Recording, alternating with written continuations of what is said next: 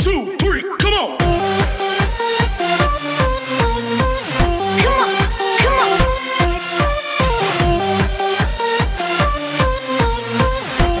जय हिंद दोस्तों, कैसे हैं आप। आज हमारा टॉपिक है क्रय प्रतिफल विधि और वार्षिकी विधि, यानी एन्युटी मेथड और परचेज कंसिडरेशन मेथड। क्या होता है परचेज कंसिडरेशन मेथड? हम पहले ही एक बार इंट्रोड्यूस कर चुके हैं, इसके बारे में परिचय कर चुके हैं ना। इसके बारे में क्या होता है कि जब आप किसी बिज़नेस को आप खरीदते हैं, यानी कि पहले किसी का बिज़नेस चल रहा हुआ होता है, उसे आप ज़्यादा पैसे दे करके खरीदते हैं, तो उस बिज़नेस को हम क्रय प्रतिफल विधि के द्वारा खरीदते हैं। तो क्या होता है क्रय प्रतिफल? हम समझते हैं कि आप उस बिज़नेस को जो खरीद रहे हैं, उसकी जो संपत्तियां हैं, नेट एसेट्स जो हैं, उससे ज़्यादा वैल्यू अगर आप पे कर रहे हैं, यानी कि किस बात का पे कर रहे हैं, उसकी गुडविल का पे कर रहे हैं। तो यही गुडविल अपने को फाइंड करनी है कि उस बिज़नेस की गुडविल कितनी थी। तो यहाँ हम एक इस फॉर्मूले से देखते हैं कि goodwill is equal to purchase consideration minus net assets, यानी कि गुडविल यानी कि ख्याति आपको फाइंड करनी है।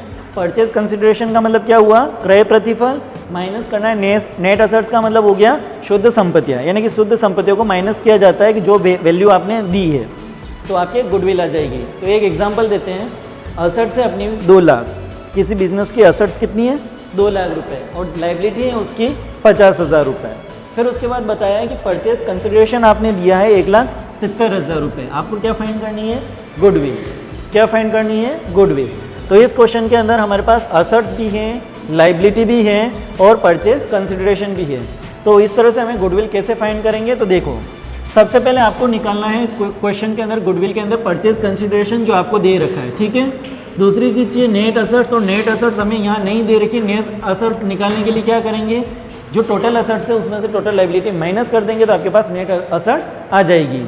तो सबसे पहले लिखते हैं नेट एसेट्स हमें फाइंड करनी है। तो net assets is equal to total assets कितनी है?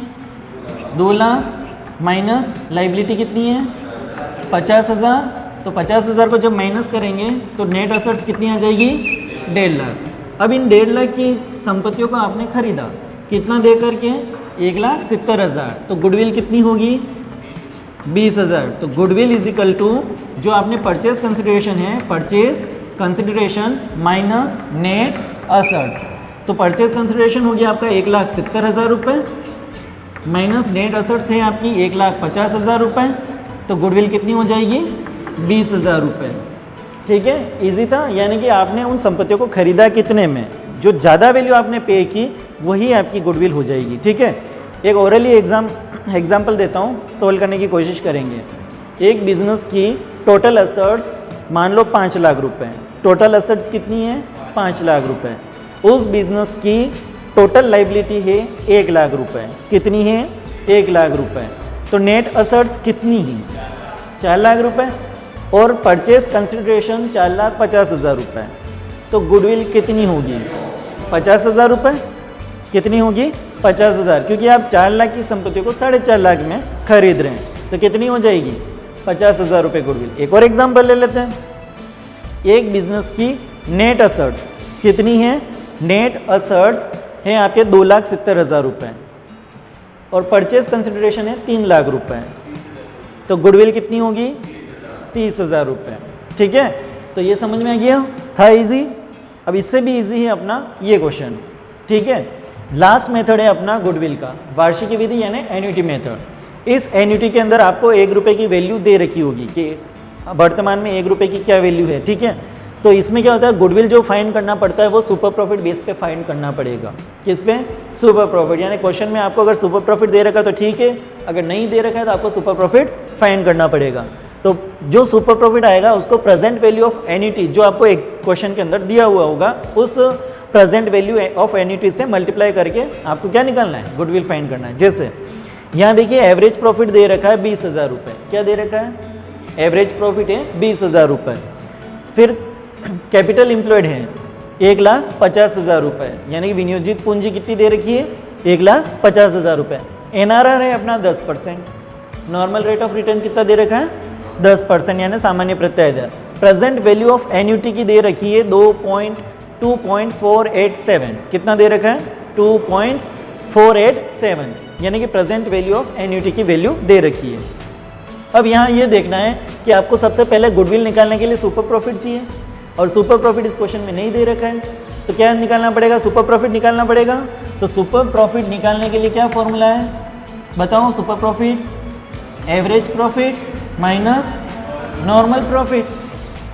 तो क्या क्वेश्चन के अंदर एवरेज प्रॉफिट दे रखा है? एवरेज प्रॉफिट तो दे रखा है, कितना हो गया? 20,000। क्या नॉर्मल प्रॉफिट दे रखा है? नहीं। तो नॉर्मल प्रॉफिट निकालना पड़ेगा, और नॉर्मल प्रॉफिट निकालने का फॉर्मूला क्या है? Capital employed into NRR upon 100। तो 1,50,000 का 10% कितना हो जाएगा? 15,000। तो नॉर्मल प्रॉफिट है 15,000,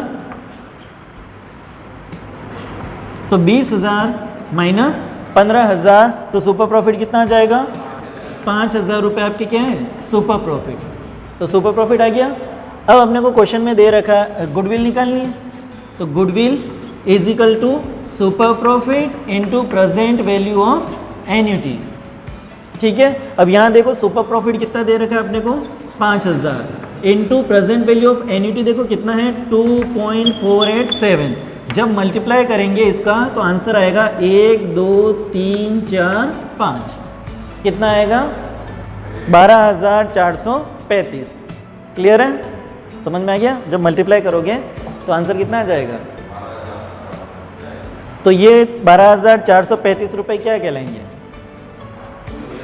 गुडविल। ठीक है, सिंपल है। तो इसमें आपको क्या फाइंड करना था? सिर्फ सुपर प्रॉफिट फाइंड करना था, और उसको एक जो वैल्यू दे रखी है annuity, present value of annuity से मल्टीप्लाई करना था, और मल्टीप्लाई करते आपकी गुडविल आ जाएगी। ठीक है। और इसमें क्या करना था क्रय प्रतिफल वाले में, कि जो आपकी नेट असेट्स हैं, एक्चुअल में आपको नेट असेट्स ही निकालनी है। नेट असेट्स पे आप ज़्यादा कितना पे कर रहे हैं, तो जो ज़्यादा अमाउंट पे कर रहे हैं वही आपका गुडविल था। क्लियर है? तो दोस्तों, आपको हमारा ये वीडियो कैसा लगा आप हमें ज़रूर बताइए। आप हमारे इस वीडियो को लाइक कीजिए, शेयर कीजिए और चैनल को सब्सक्राइब कीजिए। Thank you.